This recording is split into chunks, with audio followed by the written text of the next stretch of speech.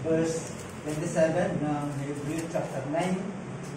Ang sabi ko dito sa English translation, just as it is appointed for man to die once, and after that comes judgment. Tayo po ay sandali manalangin.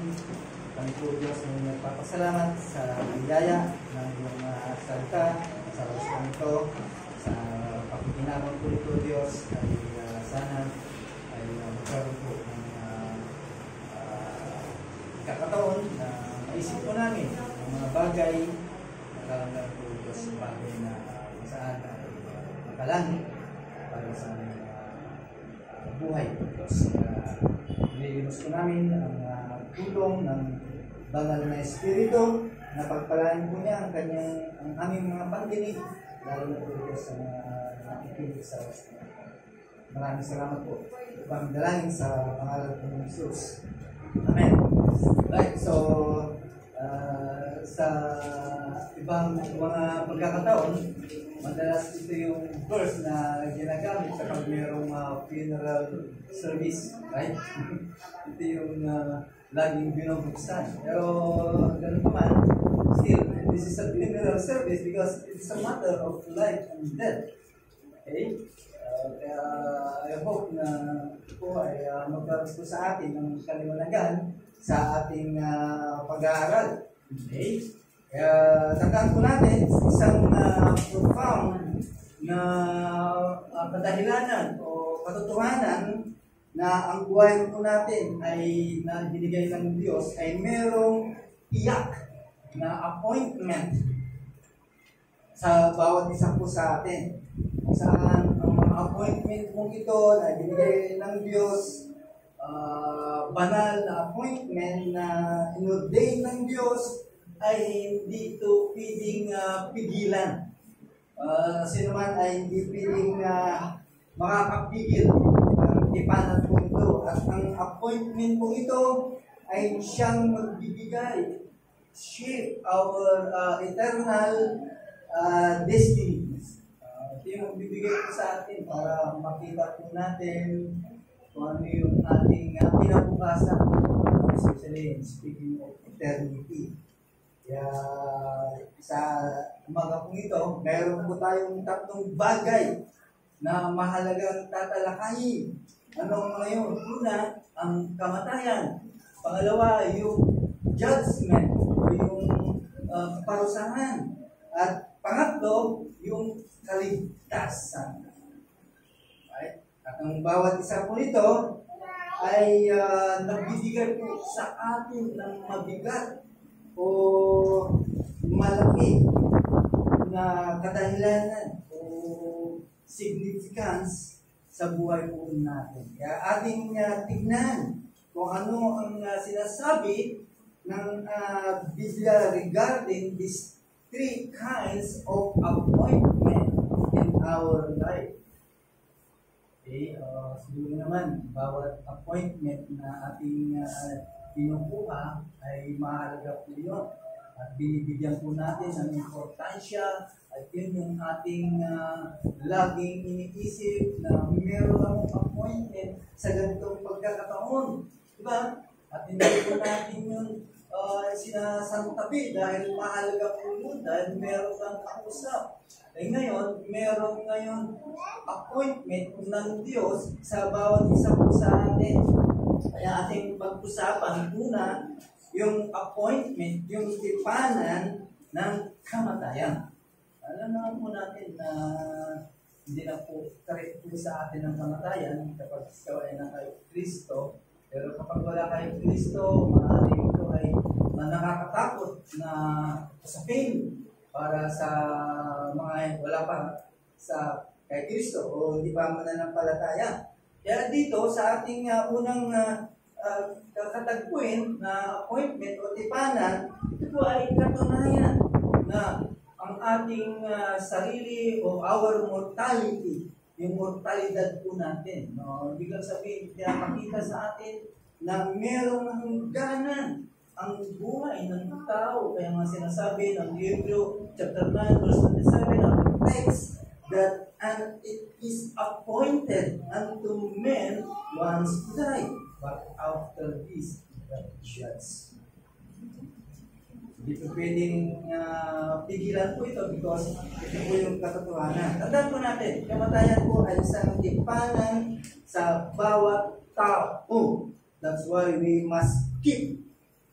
Kailangan po natin balansin po ito because no man, no amount of wealth, health, or power can accept us from this appointment. Ano man ang kalalagayan mo, ano man ang tangan-tangan mo, o sino ka man sa ibabaw ng mundong ito, ay hindi mo mapipigilan ang katotohanan. No one can avoid that. Kaya sa Biblia ay itinuturo sa atin na ang ating buhay it was numbered. No? Alam na yung bilang. At ang ating buhay ay parang before, yung tawag ng hamog. Ganun po ang buhay ng tao. At yan po ang sinasabi ng James chapter 4 verse 14. Kaya hindi natin alam kung ano ang mangyayari ngayon, mamaya at bukas. Walang nakakaalam po yun.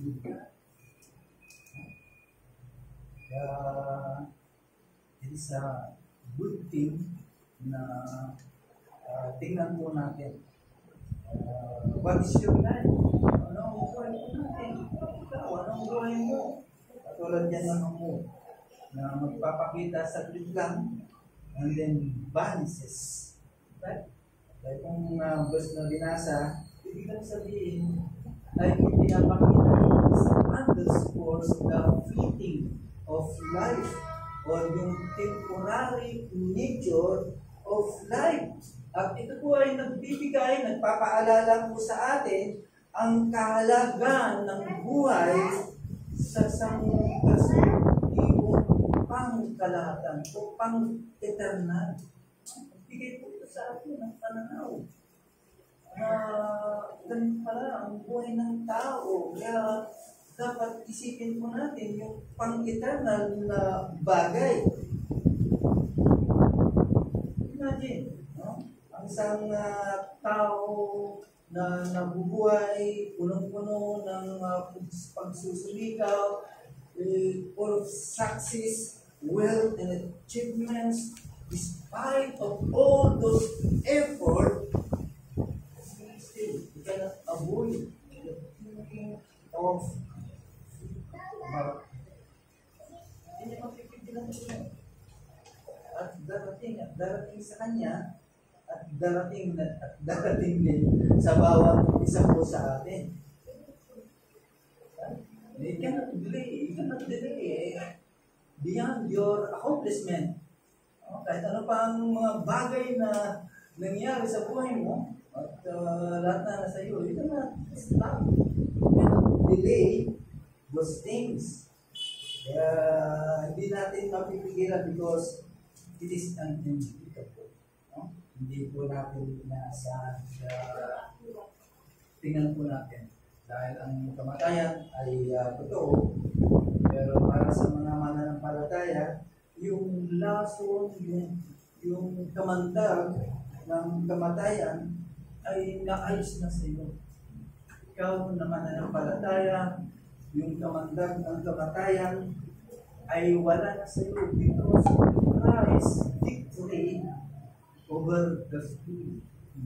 Hindi yung pangako sa bawat isa po sa bawat mananampalataya. Yan po yung sinasabi ng 1 Corinthians chapter 15 verse 45-57. At yan po yung sinasabi ng salita. So, ibig sabihin sa mga mananampalataya, hindi ka na matatakot because death is the way to go to eternal, di ba? It's the passage into eternal life. Kaya hindi nag-threat mo sa atin. Hindi na mga mananampalataya. Minsan nga, hinihingi na eh. No? Hinihingi na. Gusto nga, advance eh. Pero sa wala pa kay Kristo, gusto i-delay. Right? Ayaw. Dahil natatakot siya. Ano ang kinakatakutan niya. Hindi naman yung kinakatakutan na baka ganito mangyari sa akin. Ang totoo, natatakot siya because hindi niya sigurado kung saan mapupunta. Yan. Yung problema ng tao because there is no certain sa kanya. Pero para sa mga mananampalataya, yan ang pangako para sa atin. At yan yung unang appointment, tipanan ng Diyos sa bawat isa po sa atin. Yan ay totoo. Ano yung pangalawa? Na tipanan ng Diyos sa iyo? Judgment. Kaparusahan. Ang sabi po ng text po natin, and as it is appointed unto men once to die, but after is the judgment. Judgment means all of us, there is a universal accountability. Lahat po tayo, meron po tayong pananagutan. Kaya nga sabi ng text po natin, death, after death comes judgment. So, anong ibig sabihin po nito? Bawat tao ay harap, tatayo sa harapan ng Diyos at magbibigay ng sulit, magsusulit sa bawat isa po sa atin. Sa buhay po namin. Tandaan po natin, there is no partiality. Dahil ang Diyos po natin, He is our perfectly just. Yan po yung sinasabi ng Romans chapter 2, verse 11. Kung halimbawa nakapanood ka na sa mga natawag na sa courtroom, diba? Minsan nakakapanood po tayo sa courtroom kahit hindi actual, pero nakakapanood po tayo sometimes sa movie. Doon sa courtroom, lahat po yun, lahat ng bagay, lahat ng sasabihin mo at iniisip mo, ay lalabas daw po doon. Wala kang may tatago po doon. Sasabihin mo lahat ng mga totoo doon sa mga judge na kaharap mo. So, ibig lang sabihin, walang tinatago, walang excuses, kundi lahat ay katotohanan. Ang mga sinasabi mo niyan, there is mayroong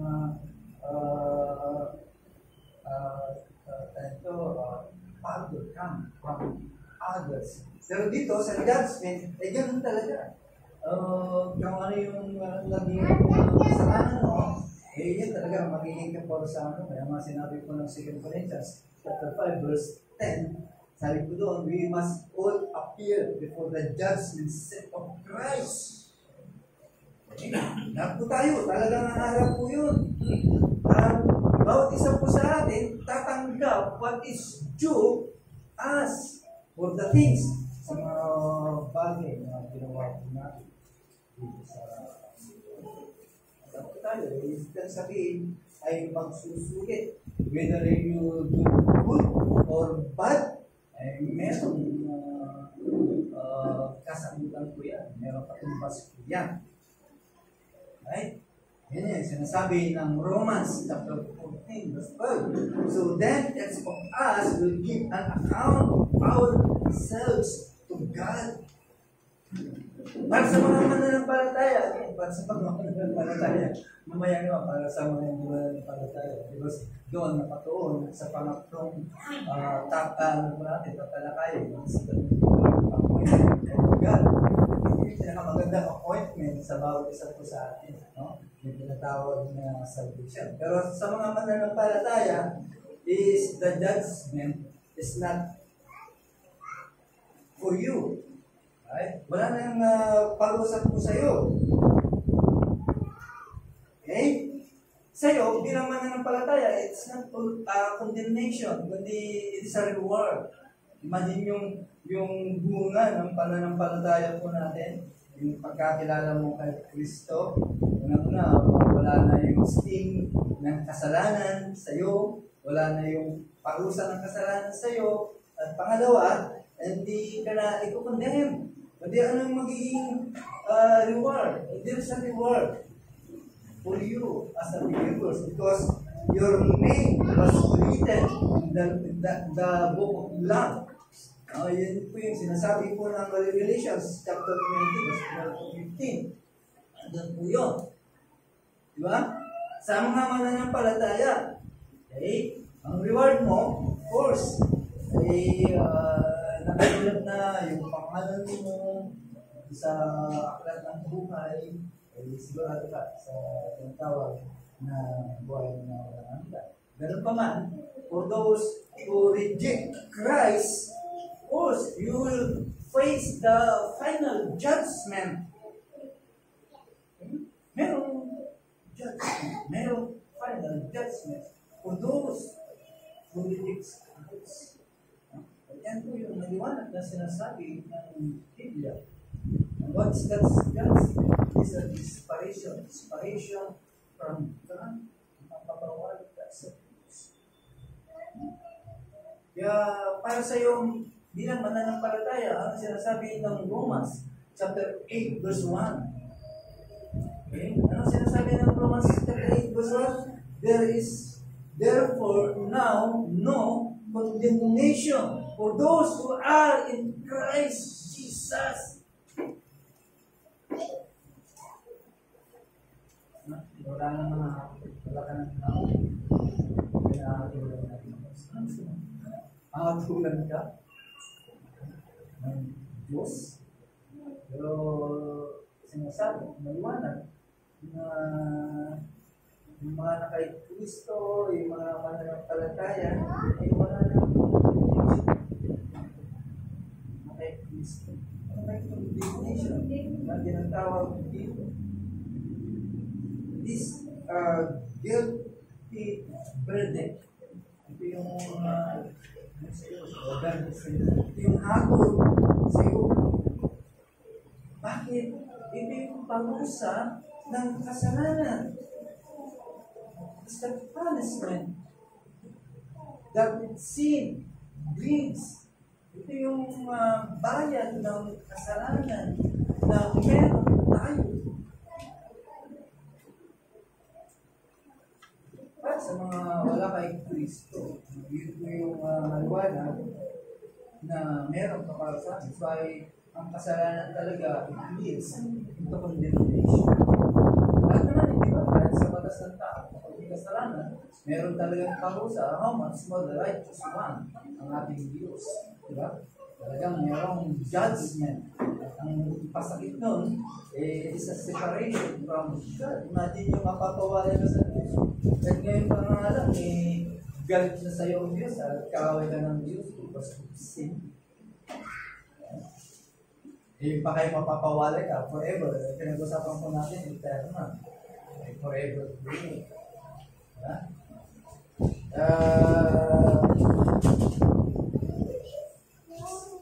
The separation from God, an eternal judgment. That's why Paul boldly declares that for those in Christ, there is no condemnation. Yan po yung sinasabi. Yan po yung sinisigaw ni Paul. Na ibig lang sabihin na ang mga mananampalataya are no longer under the threat of God's judgment. Wala na sa iyo ang hatol ng Diyos. Hindi ka na natutunan. It's good news. Why? Bakit? Kasi kinilala mo si Kristo, kinilala mo yung kanyang sakripisyo na ginawa sa krus. At yun ang nagbigay fully satisfy the penalty of sin. Yun ang nagbigay para maalis yung parusa ng kasalanan, yung penalty. At yan din ang nag-alis ng condemnation na kung saan ay para sa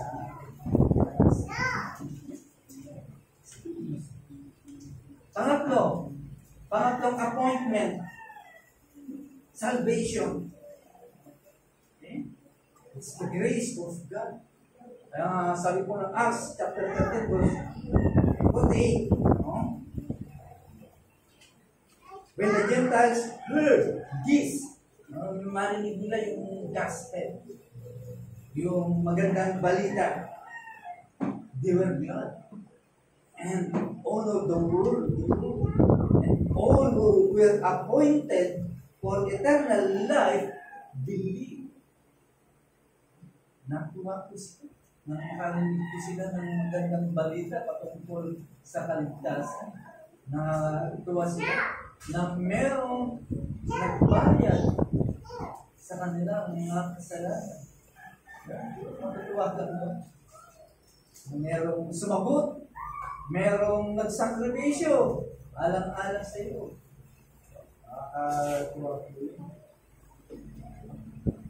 Pagkakataon ko yan, alam natin si Paul at saka si Barnabas, ang kanilang missionary journey doon po sa Antioch, Pisidia.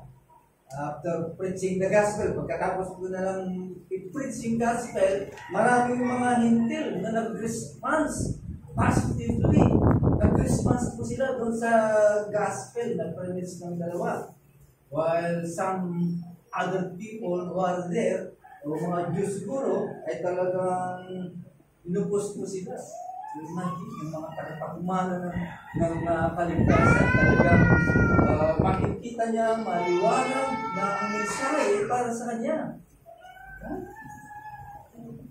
Na ibig sabihin, pinapakita po dito na ang kaligtasan ay isang tikapanan ng Diyos. It is appointed by God. Ano ibig sabihin mo ito? It is appointed for eternal life. Dahil naman po tayo nag-aanak po dito. Walang pising dito sa sa. Dahil ang bunga, lahat ng mga religion na nagsasabi dyan, ay mayroon po na sa kanila. Diba? Lahat ng tao ay nagpupunta, kaya lang, kanya-kanya pupunta.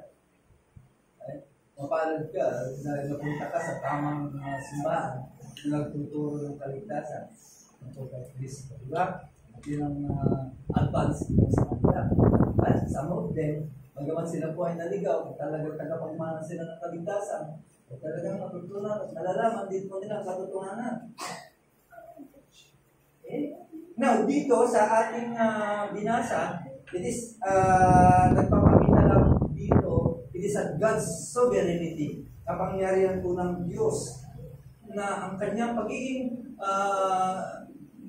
sovereign ay trabaho niya talaga ang magligtas. Yan, trabaho talaga ng Diyos.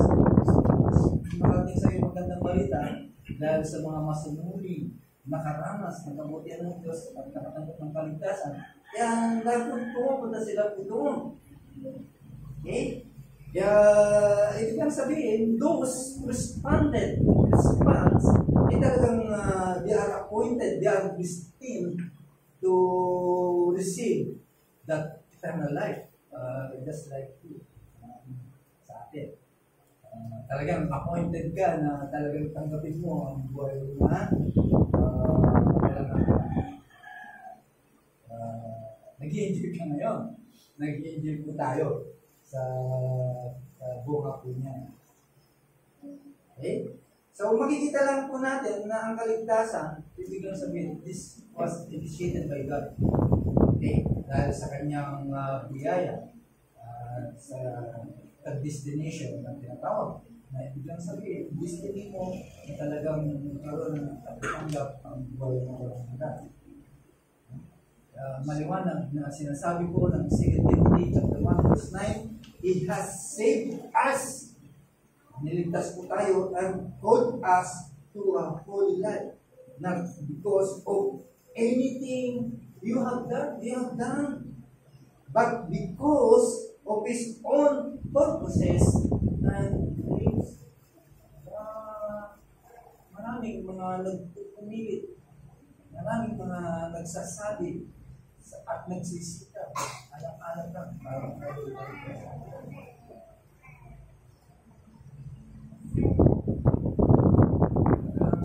mag-credit sa akin ng kaligtasan, gawin ko ngayon ang bahay. Pero nakita ko natin na ang Diyos, siya merong rule in terms of salvation. So there is a divine invitation. Merong banal na invitasyon sa bawat isa. Para sa mga wala pa kay Kristo, tandaan po natin, ang kaligtasan, it is the most gracious of all divine appointment sa Panginoon ng ating nag-usap. This is the moment, ito yung pagkakataon when God calls a sinner to repentance and faith in Jesus Christ. Tinatawagan ka, mapagsisiyan ka. At yun ang talagang dahilan, bakit tayo ay naging kaaway and become the enemy of God. And din, ang nag-alis sa ninuno natin sa kanilang magandang kinalala. At yan din ang nag-alis sa lugar na kinalalagyan ni Satanas. At yan din ang naging dahilan kaya namatay si Kristo. That's it. Walang piling sumalo ng tao sa iyo. Dahil lahat naman tayo pare-parehas na makasalanan. Ang Panginoon is Kristo lang. Hindi naman lang dito na hindi sa magagandang mga bagay, ang mga bagay na ginagawa natin. Para lang it is solely on God's grace. Iyaya ng Diyos. Kaya nga maliwanag na sinasabi ng Ephesians chapter 2, verse 8 to 9. Diba? Hindi pwede malaki ang tao. Isipin mo na lang, isang preso na nasa death row. Isang preso na dadali na sa Syria Electric. Sa death row na. Mamamatay na lang. Siyempre, bakit siya dadali doon? Because of his sin. He was fully deserved dahil sa kasalanan. At yan po yung sentensya para sa kanya, di ba? Kamatayan. But then, a pardon comes. Okay? Dahil sa, may ginawa siya doon. Wala ka nang magagawa. Sa dito naman naman. Kahit anong gawin mong bagay, hindi na papakinggan. No? Kahit magpasay ka pa doon, mag-iyak ka doon, hindi na talaga mapipigilan. Di ba? But then, suddenly, pardons come. Merong dumating, pumindot yung red button, no? Doon sa, alam niyo, sa luklukan ng mga presidente, mayroong mga red button doon. Kapag yung papatayin na yan sa Syria Electrica, nagkaroon ng nakita, pipindutin kagad yun para tigil ang pagpaparusa doon ng kamatayan. Ganun ang nangyari sa pardon comes. Not because of anything you did, but purely out of mercy. Dahil sa abag ng tao, at yan ang ginawa ni Kristo sa atin. It is a mercy. Yan yung ginawa po niya sa krus ng Calvary. Hindi yung tao na habang kay Kristo na yung pinapos ang krus. Yun ang kasi nakikita, kawawa naman yung pinanap. Pero hindi nila alam, because of mercy, ay talagang nagpapakos para sa iyo. Yan po yung ginawa ni Kristo sa atin, itong cross. That's invitation. Now, there's also a response. Nananawagan for a response. Okay? So, ano ibig sabihin po nito? Alam po natin, ang biyaya ng Diyos, while God's grace is freely offered, of course, kailangan po natin, it requires response. Diba? Ino-offer sa'yo, kailangan mag-response ka. Sometimes, ang response mo ayaw. Yan ang nangyayari. Diba? Marami po tayong offer sa mga tao. Pag nakita nilang pakinabang, hindi tinatanggap. Alis pa nga sa squatter. Pero pagdating sa kaligtasan, bagamat libre, meron na inaagawa. Pero para sa atin, para sa iyo, nakita mo na nadali mo kung anong buhay, it is an offer to you. It is a free. Kaya it requires response. Ano yung magiging response mo sa panawagan mo ito? You must repent from your sins.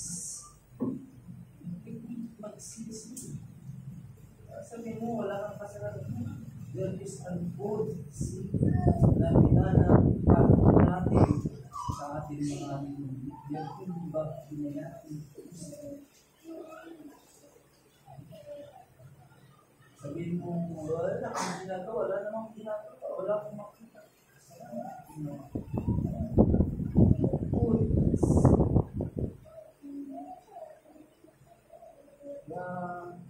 Ang panawagan is you must repent and have faith in Christ Jesus. Kaya the moment na ipinapangaral ang magandang balita o good news, this is the day of salvation. Yung araw ng kaligtasan. The moment na marinig mo yan. The moment na makarinig yan. Yung appointment na dapat natin hindi ma-miss. Gusto mo ma-miss yung kamatayan, yung judgment, okay lang yun. As long na meron kang mga bagay na gagawin, maalala ko, pero yung kaligtasan, it's the day na ino-offer para sa atin. Dapat hindi po ma-miss yung offer na yan. By ang hamon sa inyo, ay nais mag-response sa biyaya ng Diyos na kaligtasan na ino-offer sa inyo.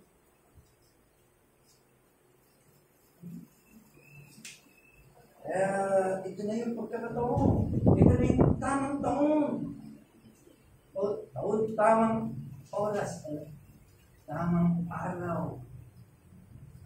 Hindi saka na lang. Para sa iyo na hindi pa nagtitiwala ng Kristo, this is the time. Done now. Pero naman sa mga ligtas, of course, meron pa tayong responsibilidad to share the gospel with urgency. Urgency kasi it is a different life. Ano natin, magamat ito masabi ko pure service to it. No? Nagit yung pero hindi, sabi ko, pang araw-araw ng mensahe ito. Dahil nakasalalay ko dito, okay? Kung sa ibig sabihin, para sa atin, there is an urgency about share the gospel because alam naman po natin, knowing that salvation is a divine appointment. No? Sigurado po ito, appointment para sa atin. Tandaan po natin, mga kapatid, as we close, we must recognize the reality of this divine appointment. Isipin mo na, because this is everything. Hindi buhay pa. Pinapayang pa ng Diyos ng judgment is certain. Dahil dito naman, nakikita pa naman natin kapag nagkasama, meron talagang panusa. It's a reflection. O ano ang mangyayari sa inaharap. Na merong judgment na kakaharapin ang bawat isa sa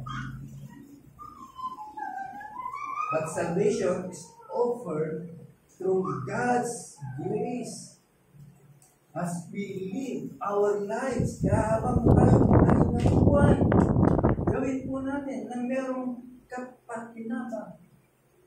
ng kadahilanan ng Diyos. At merong urgency knowing that this appointment ay siyang magbububog sa atin in our eternity. Ito alam, ang pupuntahan po natin, either separation from God eternally, diba? And with God, presence of God. Now, paano po natin i-apply po ito sa ating mga buhay? Una, reflect in our own life. Okay? Nabubuhay ba tayo na merong awareness na ang kamatayan is inevitable? Meron ba tayong malinaw na kaisipan na darating sa atin ito anytime? Wala nang warning. O may warning kapag mayroong malala sa atin mo. Pero di pa rin warning po rin kasi sometimes wala nang Diyos, diba? Kahit malala ng sakit mo, di pa pala yun panahon. Ibig kang sabihin, walang nakakaalam at hindi natin alam. Kaya ang tanong, nakakanda ka ba? Are you prepared for this appointment? Ang tanong, nakita mo na ba ang pag-asa na kay Kristo lamang? Yan ang reflection. Yan ang application na dapat po natin.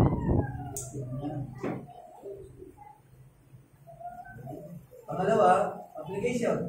Kung hindi mo pa ginagawa yung appointment yan, na mayroong kaligtasan by trusting in Jesus Christ, of course, don't delay. Huwag mo nang patagalin. Okay? Ibig sabihin, as you heard the gospel, pinakita na sa iyo ng Diyos, pinaliwanag na sa iyo ng Diyos, at pinatama na sa iyo ng Diyos, don't delay. Ibig sabihin, come to Him. Today, now. Bakit?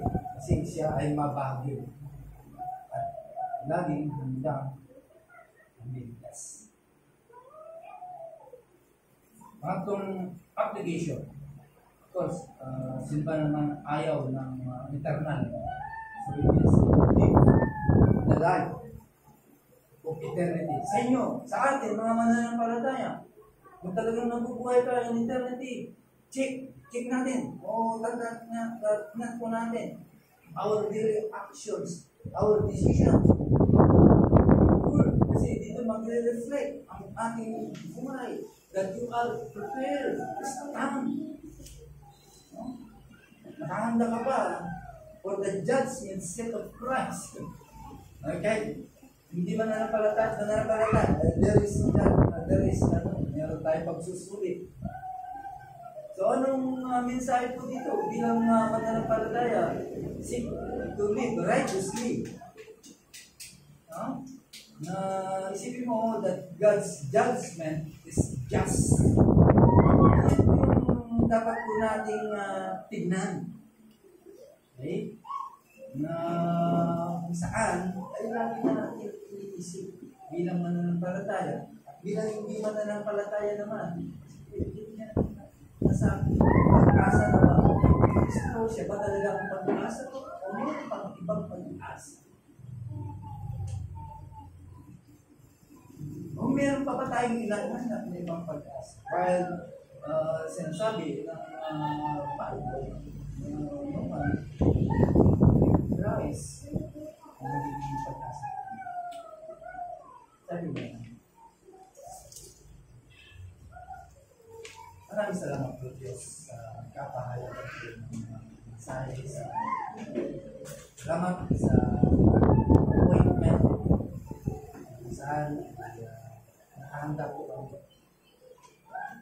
death, judgment, sa kanya. Because mga appointment nasa we believe Christ died.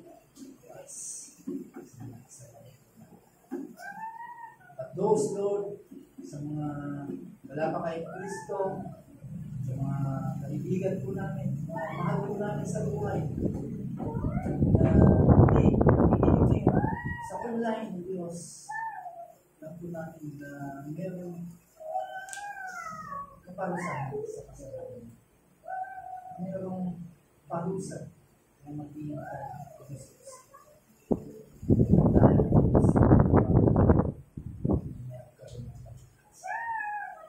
Kristo, siya nakapawag sa kasalanan. So I pray na mag-isang ang kanilang kaisipan, ang kanilang puso, kilala kita ang kanilang kalalagayan sa inyong harapan. They are enemy and ending because of Christ, kanyang sacrificial.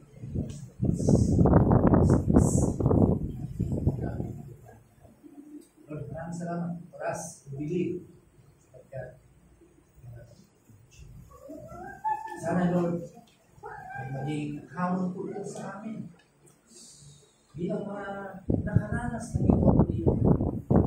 Bilang kabag sa mga tao na wala pa ng Kristo. Ay magkaroon ng urgency about sharing with us. Ang salamat po sa pagpapala. Maraming sa pangalan ng Jesus.